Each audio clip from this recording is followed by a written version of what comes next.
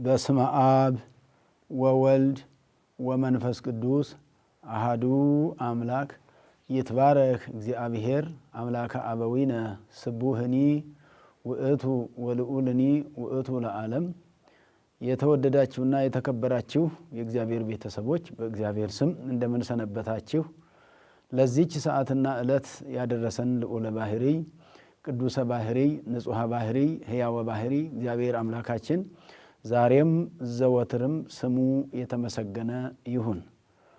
እንኳን ለሐምሌ 5 የብርሃናተ ዓለም ጴጥሮስ ወጳውሎስ ሐዋርያት በዓል በሰላም በጤና አደረሰን አደረሳቸው። ሐምሌ 5 ቀን የጾመ ሐዋርያት መፈሰኪያ ወይንም መፍቻ ቀንም ነው። እንግዲህ ከሰባቱ አጽዋማት አንዱ የሆነው ጾም የሚፈታበት ሲሆን ከዚህም ጋር ተያይዞ አበይት ሐዋርያት ቅዱሳን ጴጥሮስ ወጳውሎስ ሐዋርያት ማለት ነው በዓለ ዕረፍታቸው ነው። እንግዲህም ይሄንን ስንመለከት የዕለቱ ምስባክ ወበሀቤሰ ፈድፋደ ክቡራን አእርክቲከ እግዚኦ ወፈድፋደ ጸኑ ቀደምቶሙ ይልና ወሄልቆሙ እምሆፃ ይበዝሁ። መዝሙረ ዳዊት 138 ከቁጥር 17 ላይ ነው። የቅዳሴው ምስባክ ነው። የጠዋቱ ግን ውስተ ኩሉ ምድር ወፃ ነገሮሙ እስከ አጽናፈ ዓለም በጽሐ ነቢቦሙ ተብሎ ስለ ሐዋርያት በዓለም ዳርቻ እስከ ዓለም ዳርቻ መላክ የሚናገር ነው። እንግዲህ ይህ ምስባክ ወበሀቤሰ ፈድፋደ ክቡራን አእርክቲከ እግዚኦ ለዳዊት አቤቱ ጌታ ሆይ አገልጋዮች ከቀድሞ ይልቅ የኋለኞቹ በእኔ ዘንድ የከበሩ ናቸው ይላል። እጅግ የበዙ ናቸው። ወፈድፋደ ጸኑ እምቀደምቶሙ ከቀደሙት ዘንድ ይልቅ እነዚህ በእኔ ዘንድ የጸኑ ናቸው ይላል። ከቀደሙት ይልቅ እነዚህም የበረቱ ናቸው ይላል።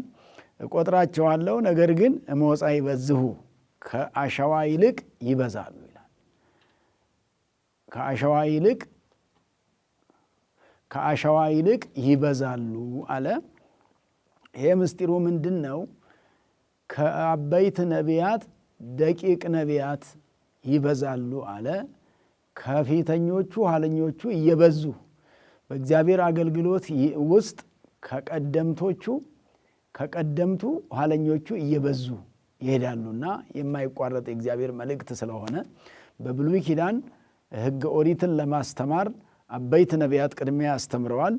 ቀጥሎም ደግሞ ንዑሳን ወይንም ደቂቀ ነቢያት የነቢያት ልጆች የሚሆኑት አስተምረዋልና የበዙ ናቸው። ሕገ ወንጌልን በማስተማር አምልኮተ እግዚአብሔርን በማስጠበቅ ፍቅረ ቢጽ ፍቅረ እግዚአብሔርን ለሕዝበ እስራኤል በመንገር ነቢያት አበይቱ ታላላቆች የሚባሉት እንግዲህ እነ ኢሳይያስ እነ ኤርምያስ በመጽሐፍ ቅዱስ ጥናት እነ ሕዝቅኤል እነ ዳንኤል አበይት ነቢያት ይባላሉ። ከዛ ውጭ ያሉት እነ ሆሴዕ እነ ዘካርያስ ዮናስ እነ አሞጽ እነ ሚክያስ የሚባሉ 12 አሉ።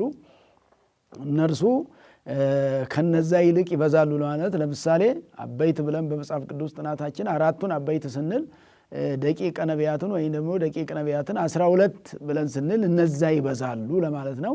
ሕገ ኦሪትን በማስተማር ከቀደምቶቹ ይልቅ አንድ ሙሴ ነው የጻፈው። በኋላ ግን ሁሉም ነቢያት ያንን እያስተማሩ ለዓለም ስላዳረሱ እንዲህ ይነገራል በማለት ነው በብሉይ ኪዳን። በአዲስ ኪዳን ደግሞ የመጀመሪያዎቹ አገልጋዮች የተላኩት ሂዱ አስተምሩ የተባሉ 12 ሐዋርያት ናቸው። 12 ሐዋርያት እስከ ዓለም ዳርቻ እንዲያስተምሩ እግዚአብሔር አምላክ ኢየሱስ ክርስቶስ ራሱ ምድር ወርዶ ወንጌልን አስተምሮ ካዘዛቸው በኋላ በእነሱ እግር ደግሞ 72 አርዲት ተተክተው ሲያስተምሩ ነበረ። ምክንያቱም ከ12ቱ 72 ይበዛሉ ማለት ነው። ከአሸዋ ይልቅ ይበዛሉ በእኔ ዘንድ እያለ ዳዊት የሚናገረው ይሄ ራእይ ተገልጾለት ነው። በሐዋርያት እግር 72ቱ አርዲት ተተክተው እንደሚያስተምሩ ከዚያም በኋላ 318ቱ ሊቃውንት እንደሚቀጥሉ፣ ከዛም 150ው ሊቃውንት፣ ከዛም 200 ሊቃውንት፣ ከዚያም መምህራን እስከ ዕለተ ምጽአት እየተነሱ እንደሚያስተምሩና እንደሚበዙ መምህራን እንደ አሸዋ ይበዛሉ ማለት በየዘመናቱ እየበዙ እያስተማሩ ይሄዳሉና ያንን ለመናገር ተፈልጎ የተመሰጠረ ምስጢር ነውና በሐዋርያት እግር የተተኩ ጴጥሮስ ወጳውሎስ ዛሬ በእኔ ዘንድ እጅግ የከበሩ ናቸው፣ የበዙ ናቸው። ፈድፋደ ክቡራን ማለት እጅግ ክቡራን ናቸው፣ ንዑዳን ክቡራን ናቸው አለ።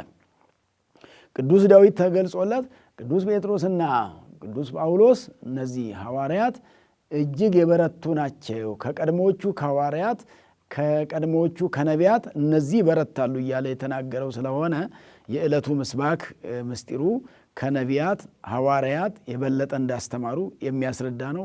በዓለ ሐዋርያት ስለሆነ የሐዋርያ በዓል ቀን ስለሆነ የሐዋርያት የሁለቱ ዕረፍት ቀን ስለሆነ ማለት ነው። ከዚሁም ጋር ተያይዞ እንግዲህ ስለ የዕለቱም ወንጌል ምንድነው የሚለው? የዮሐንስ ወንጌል ምዕራፍ 21 ቁጥር 15 ጀምሮ እስከ 20 ድረስ ያለው ስለዚህ ስለ በጎች ጥበቃ ጌታ ኢየሱስ ክርስቶስ ቅዱስ ጴጥሮስን ትወደኛለህ ወይ ካለ በኋላ እንደምወድህ አንተ ታውቃለህ ሲል ረአይኬ አባግኤ በጎቼን ጠብቅ ብሎ እንዳለው ጠባቂው እረኛ ሐዋርያው ነው። ተጠባቂዎቹ በጎች ምእመናን ናቸው። የመጀመሪያ 12ቱን እንዲጠብቅ ነው የታዘዘው። ከዛም 12 ማለት 11 ናቸው፣ ከሱ ጋር 12 ይሆናሉ።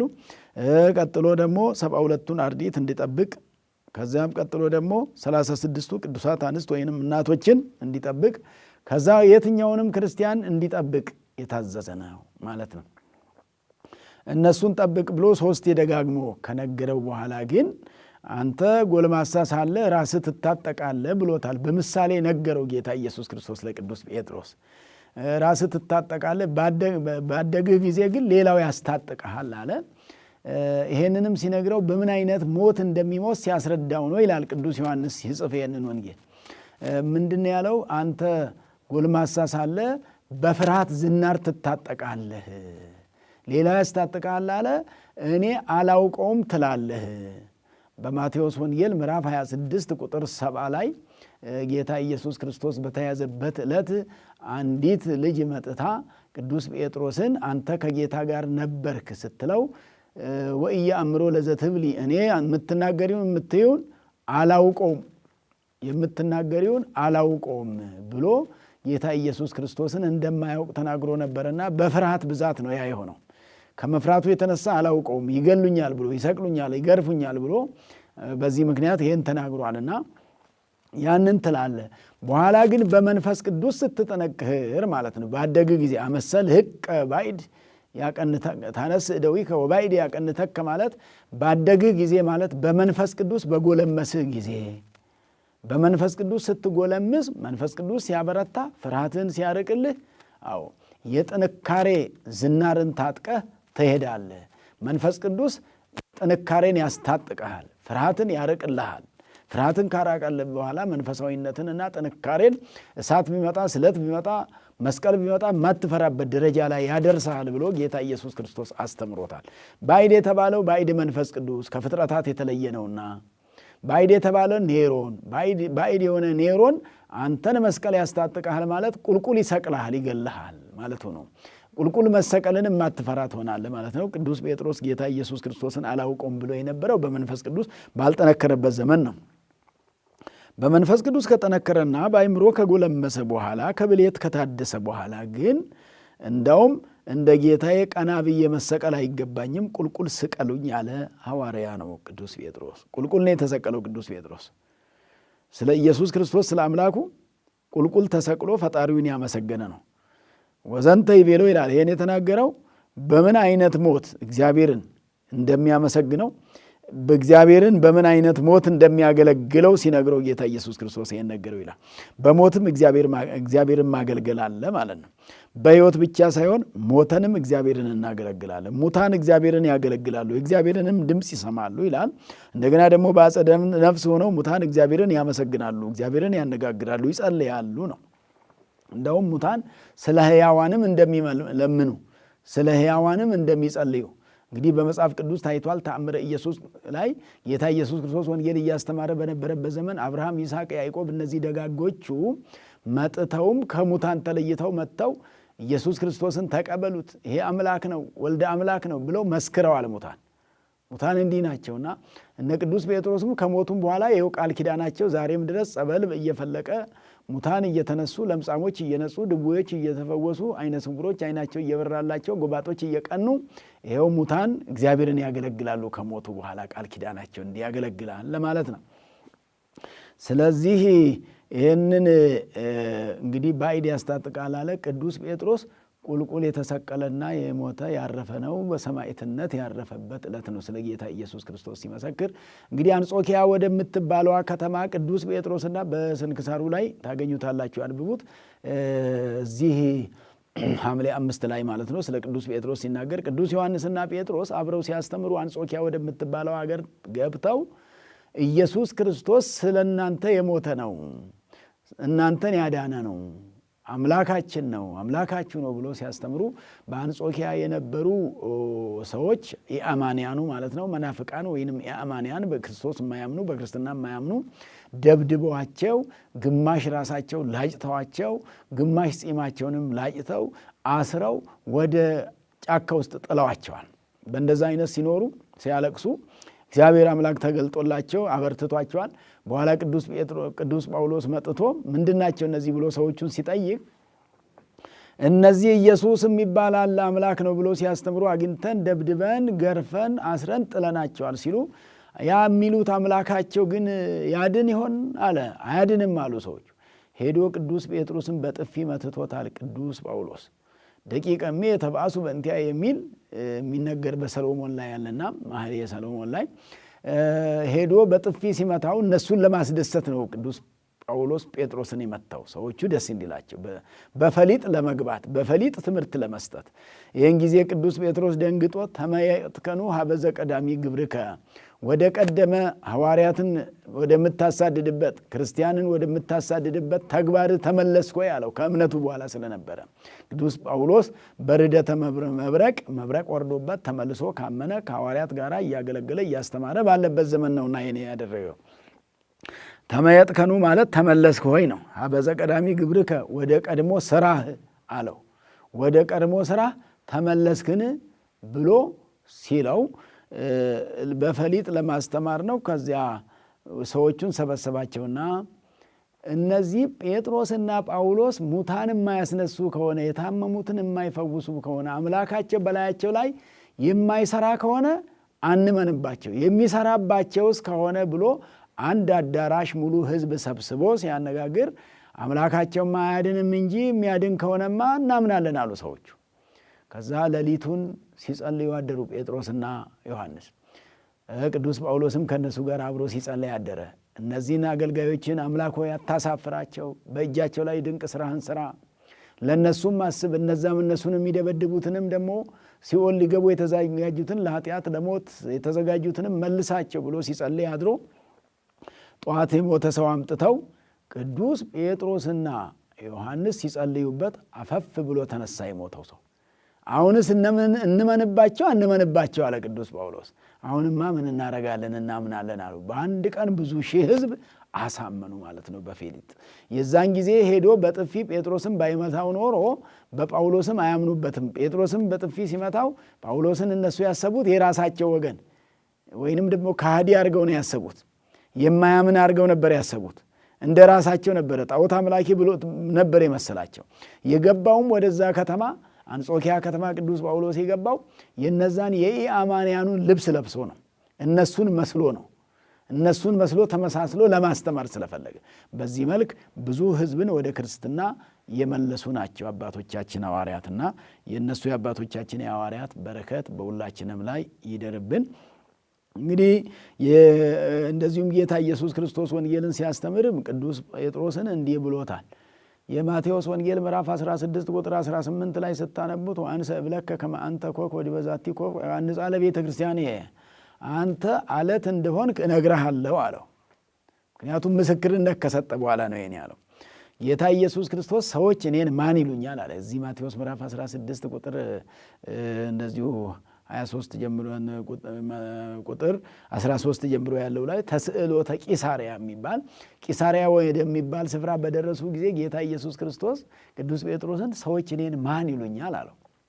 ማን ነኝ ብለን ይሰብ ሲለው ብዙዎቹ ዮሐንስ የሚሉ አሉ፣ ኤርምያስ የሚሉ አሉ፣ ኤልያስ የሚሉ አሉ፣ ከነቢያት አንዱ የሚሉ አሉ፣ አንተስ መነ ትብለኒ አንተስ ማን ትለኛለህ ሲለው እኔማ ምልህ ክርስቶስ ሕያው ወልደ እግዚአብሔር የሕያው የእግዚአብሔር ልጅ ክርስቶስ ነው የምልህ፣ የሕያው ልጅ ሕያው የአምላክ ልጅ አምላክ ብዬ እመሰክራለሁ ሲል ይሄ ትልቅ ምስክርነት ነውና የኢየሱስ ክርስቶስን አምላክነት አመነ። ይሄንን የገለጠልህ እስመ ኢከሰተ ለከ ሥጋ ወደም ዘእንበለ አቡየ ዘበሰማያት በሰማይ ያለው አባቴ ነው እንጂ ይሄንንማ ስጋዊ ደማዊ መምህር አላስተማርህም፣ የስጋና የደም ሐሳብም አይደለም፣ ይሄ የመንፈስ ቅዱስ ሐሳብ ነው ብሎት ጌታ ኢየሱስ ክርስቶስ ቅዱስ ጴጥሮስን አመሰገነው። ወንእዶ ይላል አመሰገነው። አንተ ክብር ይገባሃል አለው። ብፁዕ አንተ ጴጥሮስ ወልደ ዮና የዮና ልጅ ስምዖን ሆይ አንተ ብፁዕ ነህ አለው። ብፅዕናን ሰጠው። ብፁዕ ማለት ንዑድ ክቡር ማለት ነው። ጴጥሮስ በጌታ ኢየሱስ ክርስቶስ አፍ ተመሰገነ፣ ብፁዕ ተባለ። በሱ አፍ በአምላኩ አፍ የተመሰገነ የታደለ ሰው። ስለ አምላክ መልካም ነገር ሲመሰከር አምላክም ይመሰክራል። ስለ እግዚአብሔር የሚመሰክሩ ሰዎች እግዚአብሔር ይመሰክርላቸዋል። እግዚአብሔርን የሚወዱ ሰዎችን እግዚአብሔርም ይወዳቸዋል። እግዚአብሔርን የሚያከብሩ ሰዎችን እግዚአብሔርም ያከብራቸዋል። እግዚአብሔርን የሚያስቀድሙ ሰዎችን እግዚአብሔርም እነሱን ከሁሉ ነገር ያስቀድማቸዋል። ስለ እግዚአብሔር በመመስከር ክብሩን አገኘና ብፁዕ ተባለ ቅዱስ ጴጥሮስ። አምላከ ቅዱስ ጴጥሮስ ከሁላችንም አይለየን። ከዚያ አንተ አለት ነህ አለው። ከዛ በኋላ ጌታ ኢየሱስ ክርስቶስ በዚች አለት ላይ ቤተ ክርስቲያኔን እሰራታለሁ ማለት አለት ማለት አንተ የማትበገር ነህ፣ የሲኦል ደጆች ሁሉ የማያናውጡ በባለፈውም ተምረናል። በዚህ በሰኔ 21 ቀን የማትናወጥ ነህ፣ አንተ አለት ነህ፣ የሲኦል በሮችም አያናውጡህም አለ። በሮች የተባሉ አጋንንት ናቸው። አጋንንት አይበረታቱብህም፣ ድል አይነሱህም። ምክንያቱም ጻድቃን በሮች ይላቸዋል። አጋንንትም በባለፈው ተምረናል። በሮች የተባሉበት ምክንያት በበር ይወጡበታል፣ ይገቡበታል። አጋንንትን ጻድቃን ድል ነስተው ወደ መንግሥተ ሰማያት ይገቡባቸዋል። ኃጥአን ደግሞ ድል ተነስተው ከመንግሥተ ሰማያት ይወጡባቸዋልና አጋንንት በሮች ነው የሚባሉት። አናቅጽ ማለት በሮች ማለት ስለሆነ ማለት። ስለዚህ እነዚህ በሮች አይበረታቱብህም ማለት ነው። እንደገና ክርስቲያኖችን በአንተ ክህነት ላይ አንጻቸዋለሁ ማለት ሰው በካህናት ክህነት ይታነጻል። የካህናት ክህነት ክርስቲያኖችን የሚያንጽ ነው። ክርስቲያኖችን ከኃጢአት የሚለይ ነው። የካህናት ክህነት ለምእመናን ንስሐ መስጫ ነው። ሥጋ ወደሙ መቀበያ ነው።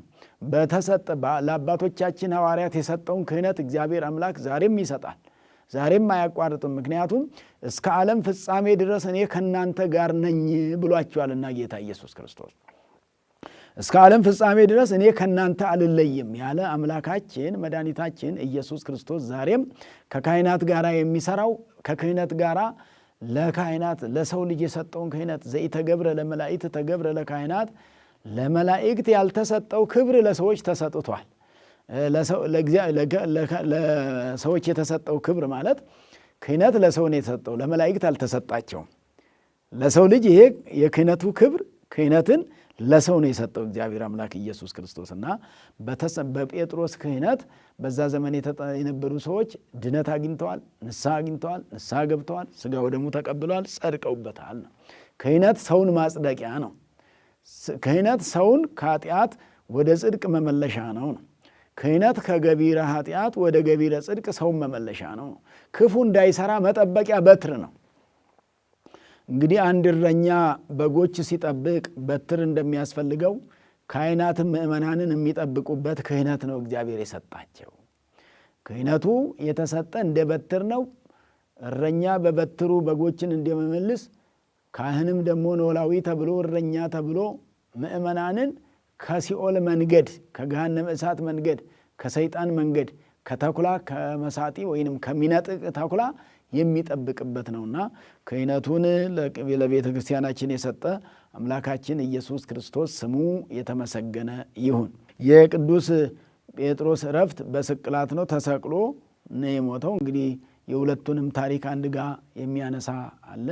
ለምሳሌ አንድ ድርሰት ላይ ተወፈ የመርሆ ሰማይ የማነ ጴጥሮስ ከሃዲ ወመምህረ ወንጌል ኮነ ጳውሎስ ሰዳዲ ይላል። ተወፈ የመርሆ ሰማይ የሰማይ ቁልፍን ተቀበለ ነው። ማን? ቅዱስ ጴጥሮስ የማነ ጴጥሮስ ከሃዲ። ቅድም እንደገለጽኩላችሁ በማቴዎስ ወንጌል ምዕራፍ 26 ቁጥር 7 ጀምሮ ስታነቡት ብዙ ክርክር ነበረ። 3 ጊዜ ዶሮ ሳይጮህ 3 ጊዜ ወመሰ ኩሎሙ ክህዱ ከአንሰ ይክህደከ ብሎ ሁላቸው ቢክዱ ሁላቸው ቢበተኑ እኔ አልለይህም ብሎ ብዙ ተናግሮ ነበር። የጥንካሬ ቋንቋ።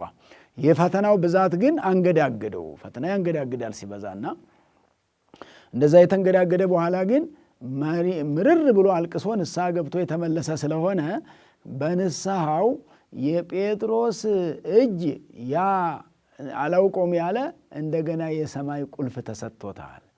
ወእሁበከ መራሁተ መንግሥተ ሰማያት የሰማይ የመንግሥተ ሰማያት መክፈቻ ቁልፍ ተሰጣቸው ለሐዋርያት። መንግሥተ ሰማያትን መክፈት ይችላሉ ሐዋርያት። መንግሥተ ሰማያትን የሚያስከፍት ትምህርት ያስተምራሉ ነው። መንግሥተ ሰማያት የሚከፈትልን በምናገኘው ትምህርት ነው። ትምህርቱ ቁልፍ ነው። የወንጌል ትምህርት ቁልፍ ነው። የወንጌል ትምህርት አልባ ከተሆነ ግን ሥጋ ወደሙም ቁልፍ ነውና ይሄን ካጣን መንግሥተ ሰማያት መግባት አንችልም፣ ይቆለፋል ማለት ነው።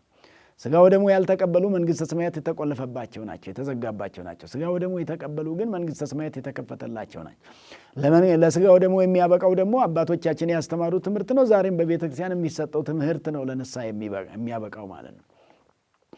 ወመምህረ ወንጌል ኮነ ጳውሎስ ሰዳዲ ሐዋርያትን ያሳድድ የነበረ ጳውሎስ ደግሞ የወንጌል መምህር ሆነ። ከብንያም ወገን የተወለደ ወሳዊልሰ አዲሁ ይትቀየም ወይደቢ አብያተ ክርስቲያናት ግብረ ሐዋርያት ምዕራፍ 9 ቁጥር 1 ላይ ስታነቡት ሳውል ነበረ ስሙ። የቅዱስ ጳውሎስ ደግሞ የቅዱስ ጳውሎስ የመጀመሪያው ስሙ የብሉይ ኪዳን ስሙ የቤተሰቡ ስሙ ሳውል የሚባል ነው። ሳውል ማለትም ያው ብርሃን ማለት ነው። ጳውሎስ ደግሞ የበለጠ ወሃደሩ እስራኤል አንጻሬ ጳውሎስ ስለሚል ጳውሎስ ማለት ብርሃን ማለት ነው። ጴጥሮስ ማለት አለት ማለት ነው። ይህ አለትና ይህ ብርሃን ዛሬ ትልቁ በዓላቸውና ምስክርነታቸውን በአደባባይ ስለ እግዚአብሔር መስክረው ሰማዕትነት ተቀብለው ወደ ገነት የገቡበት ዕለት ነው። አረፉ ማለት ወደ ገነት የገቡበት ዕለት ማለታችን ነው። በዕለተ ምጽአት ደግሞ ወደ መንግሥተ ሰማያት ስለሚገቡ እስከዛ ድረስ በገነት በአጸደ ነፍስ ከቅዱሳን መላእክት ጋር ነፍሳቸው እግዚአብሔርን እያመሰገነች የምትቆይበት ዕለት ሆነ ማለት ነው። ከምድራዊነት ወደ ሰማይነት ዓለምን ድል አደረጉ ዛሬ ማለት ነው። ሰይጣንን ድል አደረጉ ዛሬ ማለት ነው። የሥጋ ፍላጎትን ድል ስላደረጉ የማረጋገጫው ቀን ሰማያዊ አክሊል የተቀዳጁበት ዕለት ነው እነሱ ማለት ነውና ይህ ቅዱስ ጳውሎስም ኦሪታዊ ነበረ። ወንጌልን ይጠላ ነበረ። ኦሪትን ብቻ ነበር የሚያውቀው። የአይሁድን ትምህርት ነበር የተማረው። ከጌታ ኢየሱስ ክርስቶስ ግን የተማረው በኋላ ከተነሳ በኋላ ነውና ጌታ ኢየሱስ ክርስቶስ ባረገ በ8ኛው ዓመት ወደ ወንጌል የተመለሰ ነው። እሱ እስከ 8 ዓመት ድረስ ግን ክርስቲያኖችን ሲያሳድድ የነበረ፣ ክርስቲያኖችን ያስር የነበረ፣ ክርስቲያኖችን ይገርፍ የነበረ፣ ክርስቲያኖች ጋር ይጣላ የነበረ። ለዚህ ነው እዚህ ግብረ ሐዋርያት ላይ የተጠቀሰውና በኋላ ግን ጌታ ኢየሱስ ክርስቶስ ክርስቲያኖችን ሲያሳድድ አይቶ ሳውል ሳውል ለምን ትሰድደኒ? እዚህ ግብረ ሐዋርያት ምዕራፍ 9 ላይ ማለት ሳውል ሳውል እንግዲህ በእስራኤል ደጊመ ቃል ልማድ ነውና ሳውል ሳውል ማለት ሁለት የሚናገረው ደጊመ ቃል ልማድ ነው በነሱ። አልዓዛር አልዓዛር፣ ስምዖን ስምዖን እያለ ደጊመ ቃል እንዲህ ገሌ ገሌ ብሎ አንድን ሰው 2 ጊዜ ስሙን አንስቶ መጥራት ማለት ነውና በዚህ መልክ መብረቅ በአንተ ይብስብሃል አለው። ይሄ መሰደዱ ዛሬ ታሳድዳለህ ራስም ትሰደዳለህ ነው። በአንተ ይብስብሃል ማለት እሱ ነው። አንተ ዛሬ ታሳድዳለህ፣ ነገ ራስም ተሰዳጅ ትሆናለህ። የሚያሳድዱ ይሰደዳሉ። ይሄው እኮ ነው፣ አይቀርም እኮ የተደረገ ነገር የተፈጸመ በደል የማይቀር ነውና በዚህ መልክ ጌታ ኢየሱስ ክርስቶስ በመብረቅ ላይ ሆኖ ተናገረ። መብረቅ በላዩ ላይ ወረደ። መብረቅ መጣው፣ ወደቀ፣ በርደተ መብረቅ ወረደ። ከዚያ በኋላ አመነ፣ ተጠመቀ። እሱም ተሰዳጅ ሆነ። በኋላ ኔሮን አሳደደው ጴጥሮስን። ያ የተባለው የእግዚአብሔር ቃል አልቀረማ። በአንተ ይብስብሃል ስደቱ ተብሎ እንደተነገረ ሁሉ በሱ ላይ ኔሮን የሚባል የሮም ንጉሥ ተነስቶ በሮም አደባባይ ነው እንግዲህ ሰማዕትነትን የተቀበሉና የመጨረሻውን እረፍት ያረፉት በሮም አደባባይ ነው። ቅዱስ ጴጥሮስ፣ ጳውሎስ እነርሱም በአንድ ቀን ነው ያረፉት። ያኛው በስቅለት ይሄኛው በሰይፍ ነው የተሰየፈው ቅዱስ ጳውሎስ ነው። ያ ክርስቲያኖችን ያሳድድ የነበረ በሱ ብሶበት 12 መልእክታትን የጻፈ ነው ቅዱስ ጳውሎስ። ጴጥሮስ 2 መልእክት፣ አንደኛ ጴጥሮስ ሁለተኛ የምንለው፣ ጳውሎስ ደግሞ ከሮሜ ጀምሮ እስከ ዕብራውያን ድረስ 14 መልእክታትን የጻፈ ነው። እስር ቤትም ገብቷል። በእስር ቤትም ይጽፍ ነበር። በእስር ቤትም ስለ ክርስቶስ አይተውም ነበር። ከክርስቶስ ተለይቶ አያውቅም። አንድም ቀን ወደ ክርስቶስ ከተመለሰ በኋላ አንድም ቀን ልቡ ከክርስቶስ ተለይቶ ሌላ ሐሳብ አስቦ አያውቅም። እንደዚህ አይነት ህይወት እድሜ ልክ ስለ እግዚአብሔር ብቻ እያሰቡ መኖር፣ ከእግዚአብሔር ውጪ ሌላ ሐሳብ የለኝም፣ ከኢየሱስ ክርስቶስ ወንጌል ውጪ ሌላ ሐሳብ የለኝም። እኛ መልአክ ከሰማይ ወርዶ ቢነግራችሁ ብሎ ያለ ሐዋርያ ነውና ይሄን ያክል ጊዜ መከራ ቢቀበል ያልተሳቀቀ እስከ መጨረሻው ድረስ የጸና ሰማያዊ አክሊልንም የተቀዳጀ ሩጫውን የፈጸመበት ዕለት ነው ዛሬና እሱም ራሱ ሲናገር ለጢሞቴዎስ በድርየኒ ፈጸምኩ ሃይማኖቴኒ አቀብኩ አለ። እኔ ሩጫዬን ጨረስኩ፣ ሃይማኖቴንም ጠበቅኩ፣ ሰማያዊ አክሊልም ተዘጋጅቶልኛል አለ። ሃይማኖቱን ጠብቆ ለኖረ ሰው ሩጫ የሚባለው ተጋድሎው ነው። ሩጫውን ለፈጸመ ሰው ለሮጠ ሰው የሩጫው ዋጋ መጨረሻው ሰማያዊ አክሊል ነው። ዛሬም ቢሆን እንደ ቅዱስ ጴጥሮስ እንደ ቅዱስ ጳውሎስ ጸንቶ በክርስትናው የሮጠ በክርስትናው ወደፊት የሄደ የጾመ የጸለየ በጎ ነገር ያደረገ ንስሐ የገባ ሥጋ ወደሙ የተቀበለ መጨረሻው እንደ አባቶቻችን ሐዋርያት በገነት ያርፋል። ከዛም በፍጻሜ ዓለም ደግሞ በመንግሥተ ሰማያት ያርፋል ማለት ነውና ስለዚህ የእነዚህን የአባቶቻችንን በረከት እግዚአብሔር አምላካችን በሁላችንም ያሳድርብን። በረከተ ሥጋ በረከተ ነፍስን የሚሰጥ እግዚአብሔር አምላክ የእነሱን ልመናና ጸሎት እንግዲህ እግዚአብሔር ቃል ገብቶላቸው ነው ቅዱሳን አማላጅነታቸውና ቃል ኪዳናቸው እኛን የሚረዳን እኛም የሚያግዘን የምንታገዝበት የምንጠቀምበት የተሰጣቸው የከፈሉት ዋጋ የተቀበሉት መከራ ትንሽ ስላልሆነ ነው። እድሜ በኖሩበት ጊዜ በምድር ላይ መከራ ሲቀበሉ ሲገረፉ ነው የኖሩት። እንደውም ሲገረፉ ደስ እያላቸው፣ መከራ ሲቀበሉ የእግዚአብሔር ሰዎች ይደሰታሉ። ከእግዚአብሔር የተለዩ ሰዎች ደግሞ መከራ በትንሹ ያሳቅቃቸዋል፣ ተስፋ ያስቆርጣቸዋል። ተስፋ መቁረጥ የክርስቲያን ጠባይ አይደለም።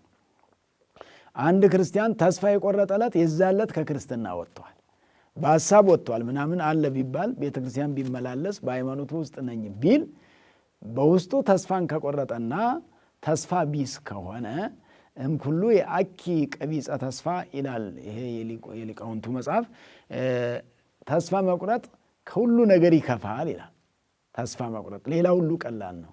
ተስፋ ሳይቆረጥ ኃጢአት የሚሰራ እንኳ ቢሆን አንድ ቀን ንስሐ ይገባል ማለት ነው።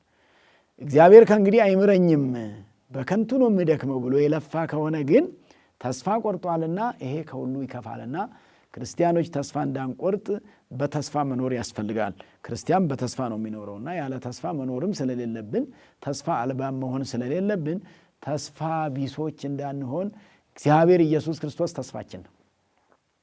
እግዚአብሔርን ተስፋ ያደረገ ሰው ሌላ ተስፋ እኮ አያስፈልገውም። በምድር ያለው ነገር ሁሉ ለጊዜው የምንኖርበት እንጂ የዘላለም ተስፋ አይደለም፣ የዘላለም መኖሪያም አይደለም።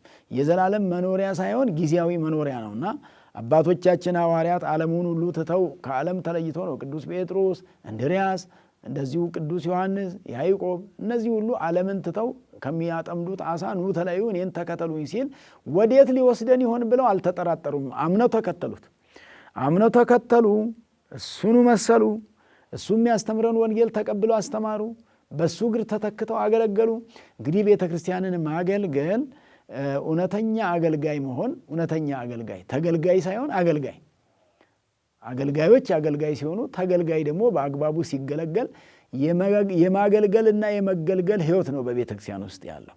የማገልገልና የመገልገል፣ የመጽደቅና የማጸደቅ፣ የማክበርና የማስከበር፣ የመውደድ የመወደድ። የሚወዱ ይወደዳሉ፣ በጎ የሚያደርጉት በጎ ይደረግላቸዋልና በዚህ መልክ ያጠናቀቁ አባቶቻችን ቅዱሳን ሐዋርያት ናቸውና ሐዋርያ ማለት ግሱ ሆረ ሄደ ከሚል የተገኘ ነው። ሆረ ሄደ፣ ገሰገሰ፣ አስተማረ፣ ጎበኘ እነዚህን ሁሉ ይተካልና ሆረ ከሚለው ግስ ሐዋርያ ይገኛል። ሐዋርያት ማለት ደግሞ በብዙ ነው። ሳያርፉ ሁልጊዜ የሚያስተምሩ ማለት ነው። በቀንም በሌሊትም በክረምትም በበጋም በደረሱበት ቦታ ሁሉ ስለ ኢየሱስ ክርስቶስ ወረደ፣ ተወለደ፣ ተሰቀለ፣ ሞተ፣ ተነሳ፣ አረገ፣ ዓለምን አዳነ ብለው የሚመሰክሩ ናቸው። ይህን ምስክርነት የሰጡ ናቸው አባቶቻችን ሐዋርያት። ኢየሱስ ክርስቶስ ስለኛ ብሎ ተወለደና ዓለምን አዳነ ብሎ የሚመሰክሩ ስለሆኑ ይሄ ምስክርነት የዘላለም ሕይወትን ያሰጣቸው ያስከበራቸውም ይህ ስለሆነ እኛም ዛሬ ወረደ ተወለደ እያልን ስንመሰክር፣ ስለ እሱ ስንመሰክር፣ ስለ እሱ ስንናገር፣ ስለ እሱ ስንመሰክር መጨረሻው የክብር አክሊል ነውና ለአባቶቻችን ለሐዋርያት የክብር አክሊልን ያጎናጸፋቸው ያቀዳጃቸው እግዚአብሔር አምላክ እኛም እንግዲህ እንደ አቅማችን ስንለፋ ስንደክም፣ ክርስቲያኖች ስትለፉ ስትደክሙ፣ በእምነታችሁ ፈተና ሲገጥማችሁ፣ ውጣ ውረዱ ሲያጋጥማችሁ፣ የኑሮ ውጣ ውረድ የተለያየ በዚህ በማህበራዊ ህይወታችሁ ውስጥ ያለ ነገር፣ በኑሯችሁ ውስጥ ያለ፣ በቤታችሁ ውስጥ ያለ ነገር፣ በመንደራችሁ ውስጥ ያለ ነገር፣ በግል ህይወታችሁ ውስጥ ያለ ነገር፣ በልጆቻችሁ ውስጥ ያለ ነገር፣ ፈተና ብዙ ነገር ሊኖረው ይችላልና ያን ፈተና የተቋቋመ ዛሬ ራሱ አንድ ተጋድሎ ነው። አባቶቻችን ሐዋርያት ተጋድሎ ሲያደርጉ የነበረው በዚያ በዘመናቸው ተጋድሎ አድርገው ይህን ዓለም ፈተናውን ድል አድርገው አልፈዋል። ዛሬም ቢሆን ቀደም በዘረዘርኳቸው ነገሮች ውስጥ የሚገጥማችሁን ፈተና ሁሉ ስትቋቋሙ በፈተና የሚጸና የተባረከ ነው ተብሎ ስለተነገረ በፈተና መጽናት በረከትን ያሰጣል። በፈተና መጽናት መጨረሻ ከእግዚአብሔር ጋር ያኖራል። በመከራ መጽናት ከሞት በላይ ያደርጋል። በመከራ መጽናት ከመከራ በላይ ያደርጋል። በመከራ መጽናት ከመከራ ልዩ ያደርጋል። የመከራው መጨረሻ ክብር ነውና ያለ ክብር እንደው በዚህ ምድር ብዙ መከራ የተቀበሉ በመጨረሻው ደግሞ ክብራቸው ብዙ ነው። አዎ እስመ በብዙ ጻማ ህለወነ ንባዕ ለመንግሥተ እግዚአብሔር። እንደው በዚህ በግብረ ሐዋርያት ላይ የተነገረው በብዙ መከራ መንግሥተ ሰማያት ልንገባ ተዘጋጅተናል ነው የተባለው። በብዙ መከራ፣ መከራው ሲበዛ ጸጋው ይበዛል። መከራው ሲበዛ ክብሩ ይበዛል። በክርስትና ሆኖ ማለት ነው። በእውነተኝነት ሆኖ ማለት ነው። ያለ ክፋት ሆኖ ማለት ነው። በበጎነት ሆኖ በቅንነት ሆኖ መከራን ሳይሳቀቁ መከራ መቀበል ለክብር ያበቃልና አባቶቻችን ሐዋርያት በእውነት በዛሬው ዕለት በዓለ ዕረፍታቸውን ስናከብር ጾሙም የተፈታበት ዕለት ስለሆነ እንግዲህ ጾም ሕይወት ነው። ጾም መድኃኒት ነው። ለነፍሳችን ሕይወት አግኝተን ነው የከረምነው። ለነፍሳችን የሚጠቅም ነገር ላይ ነው የከረምነው። ነፍሳችን የምትደሰትበት የምትረካበት ነገር ላይ ነው የቆየ ነው። የጾመ የጸለየ ከእግዚአብሔር ዋጋውን ያገኛል ተብሎ የተነገረልንና መጾም መጸለይ ከእግዚአብሔር ጋር የሚያኖር ስለሆነ አሁንም ጾሙ ተፈታ ማለት ያው ሁሉም ነገር ሲበላም በልክ ነው። ጾም ይቀራል ማለት አይደለም። ጸሎት ይቀራል ማለት አይደለም። ጾም 7 አጽዋማት በቤተ ክርስቲያናችን አሉ። የአጽዋማቱ ጊዜ ጾሙ ይጾማል፣ ጸሎቱም ይጸለያል። በፍስኩ ጊዜ ደግሞ ጾሙ ይቀርና ጸሎቱ ግን አይቀርም።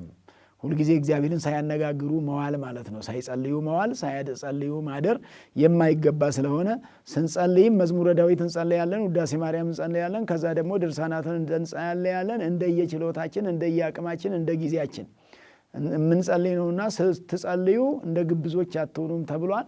ሲጸለይ ደግሞ በየዋነት በቅንነት በትህትና የሚጸለይ ነውና እግዚአብሔር አምላካችን በረከተ ሥጋ በረከተ ነፍስን እንዲያድለን የነዚህ የክቡራን ሐዋርያት ወበሃቤሰ ፈድፋደ ክቡራን አእርክቲከ እግዚኦ ብሎ ዳዊት የመሰከረላቸው ክቡራን አእርክቲከ ወዳጆች፣ ያንተ ወዳጆች። ጌታ ኢየሱስ ክርስቶስ ወንጌሉን ሲያስተምር አገልጋዮቹ ምን አላቸው?